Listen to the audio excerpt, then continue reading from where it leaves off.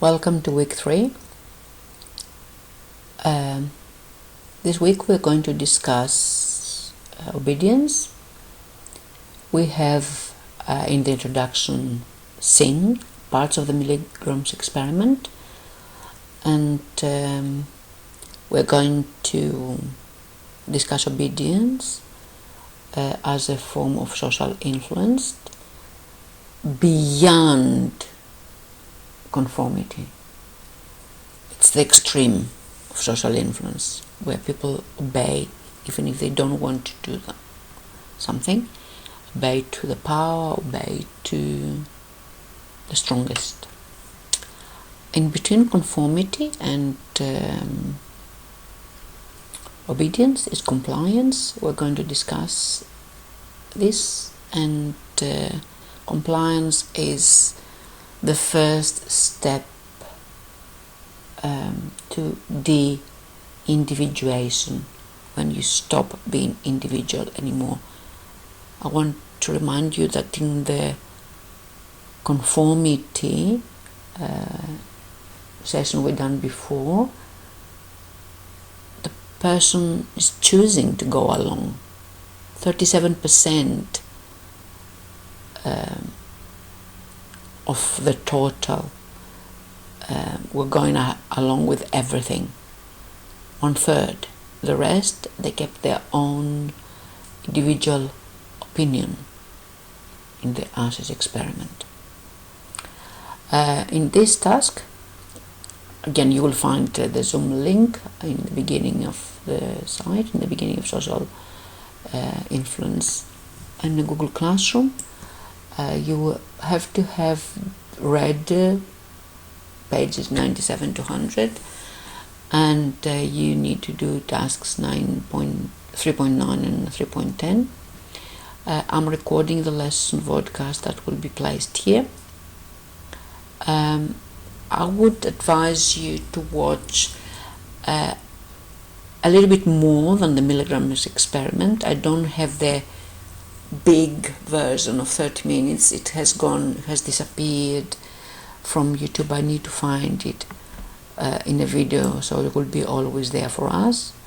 And this is one of Darren Brown's first experiments, where he started 10 years ago going into understanding deeper and deeper Milgram's experiment. He was actually fascinated by this. In the same way, we have Michael Mosley, another journalist fascinated by the mind control. People can exercise on other people, forcing them to comply and obey, and we will do some activities onto this. Theoretically, I had a very nice activity with a Netflix movie from Darren Brown 10 years later, who is fascinated with that, and he is pushing a person to commit murder and records everything without this person on that's been recorded, and we're going to discuss all the ethical components of that. Probably we'll need to discuss it next year when you're year 12, or we can discuss it as a further information, because at the moment there's no chance for me to use the YouTube channel link that was there. It has been removed, so I need to find a way to download the Netflix task and put it as a video there for you to watch. At the moment this task has been cancelled. So let's go to obedience, and we're going to discuss obedience and compliance. To have an understanding of that continuum of social influence, where somebody is resisting completely the social norms and the social rules and defies that, and is not accepted, and where, if that's the middle, the person can be independent, having its own opinions, but then conforming. We have discussed this kind of part. And now we're going to discuss obedience first, which is the extreme, and then have more time for the compliance. I chose to go to obedience because we know Milgram's experiment, and we will see now how different is obedience to compliance. I haven't made as yet the Quizlet. Theoretically, somewhere here you will find the Quizlet task. When I finish that video, I will put it here, so you have to practice on the Quizlet because it will be part of our exams.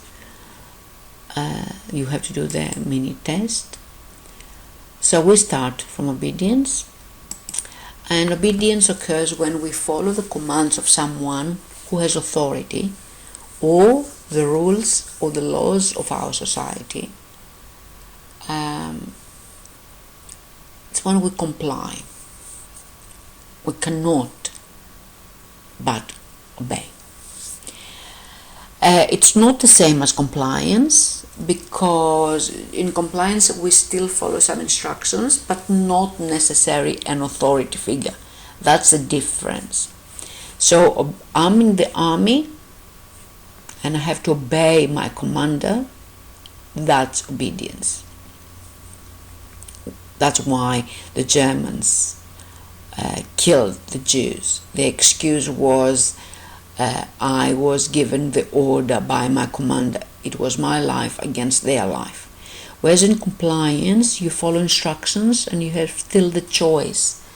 It's not the authority that will punish you unless you do something. Of course, we need to say that in modern society, we say that if we don't follow authority and the laws, it would be anarchy. However, we need to follow the democratically elected leader. We cannot go into blind obedience and move in situations like this, where these people were killed and they were buried in mass graves. In defense of their actions, the Nazi soldiers were saying all the time that I was following orders. Nevertheless, they were judged in the Nuremberg trial. It's very nice, if you have the chance to watch the movie A Few Good Men, where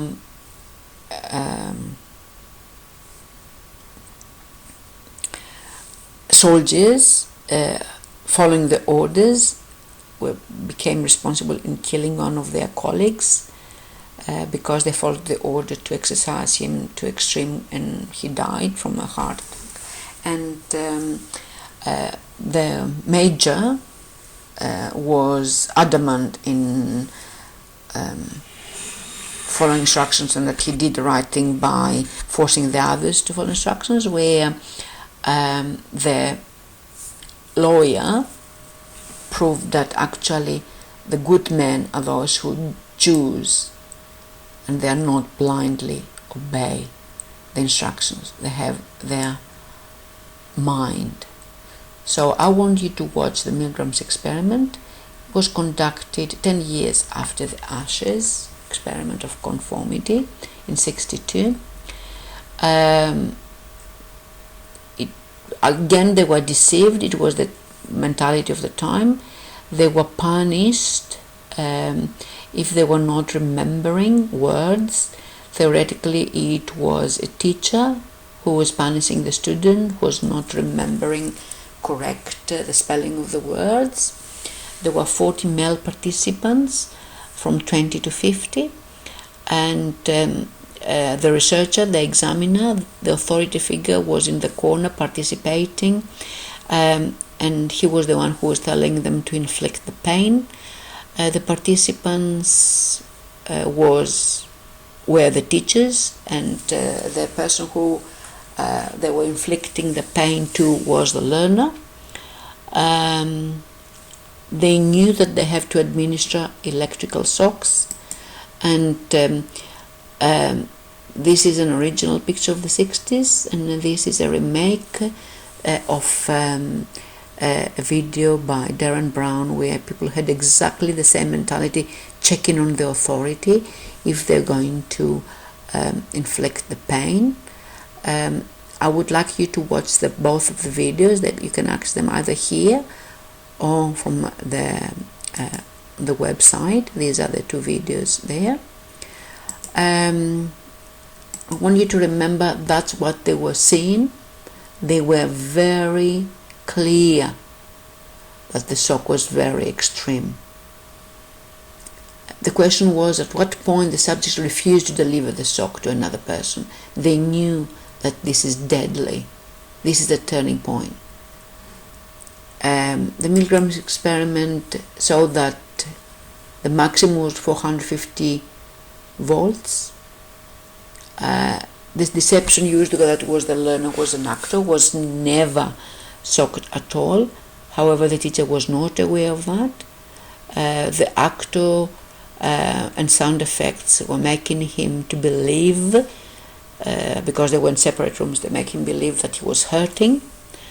26 participants continued to shock, 26 out of 40, over 50%.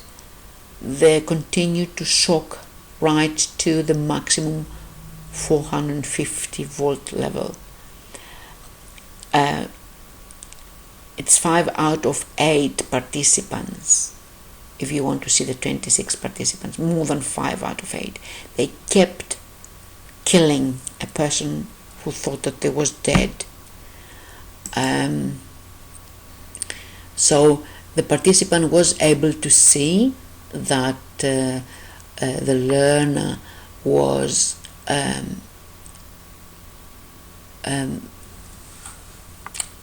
wired for the electroshock, and this is very interesting, that an interesting chart, the shock level, they were able to see what the hurting was going. It's ouch, get me out of here, my heart hurts, I can't get the pain, screaming over 250 volts, which is a lot, agonized screaming, and then silence. Then people knew that it was danger and severe shock volts, and they kept going,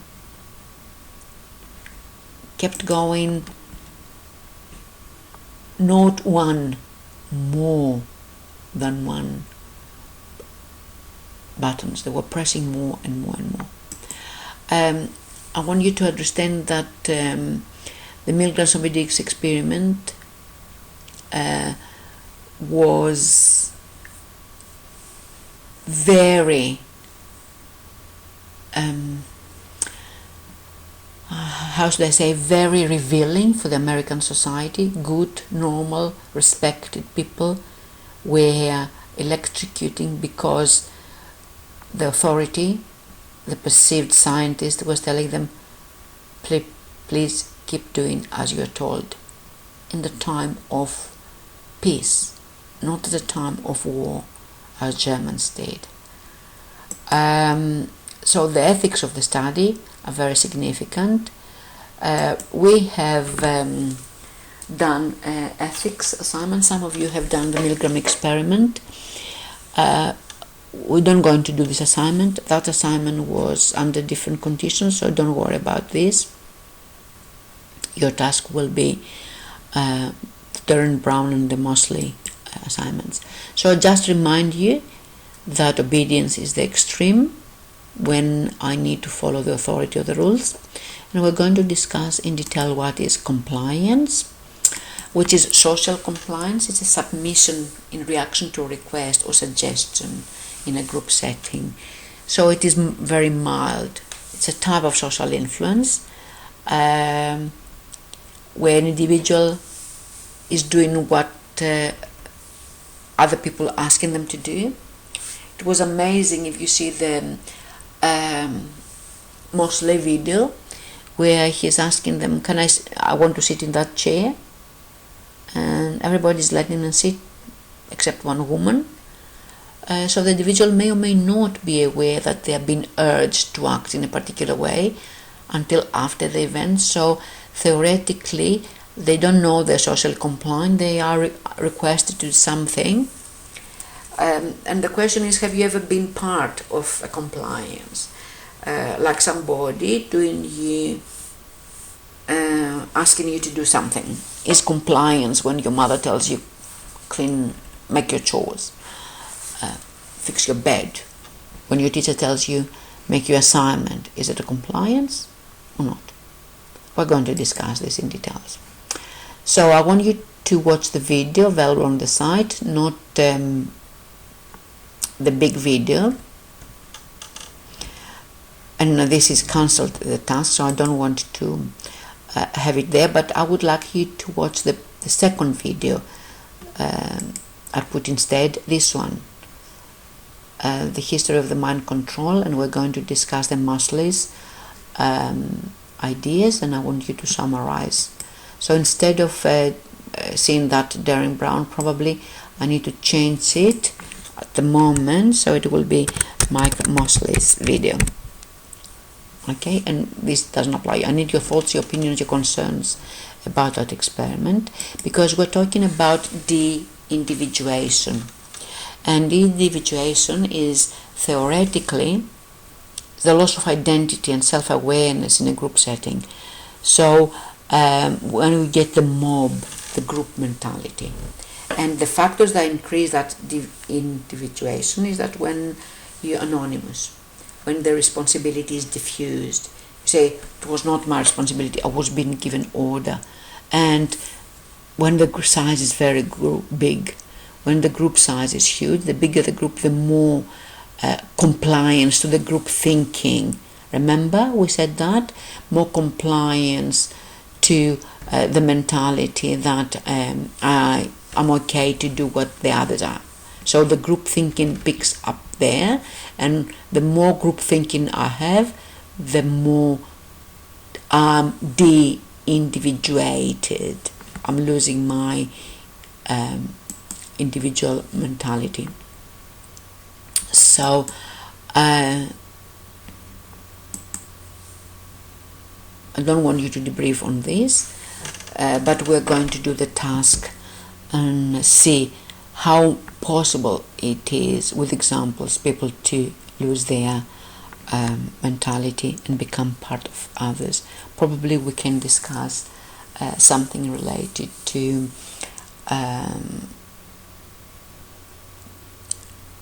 something that Americans have done in Iraq, where they were punishing soldiers. It is the Abu Ghraib experiment, and we're going to discuss it in detail instead of Derek Brown. Thank you for watching this.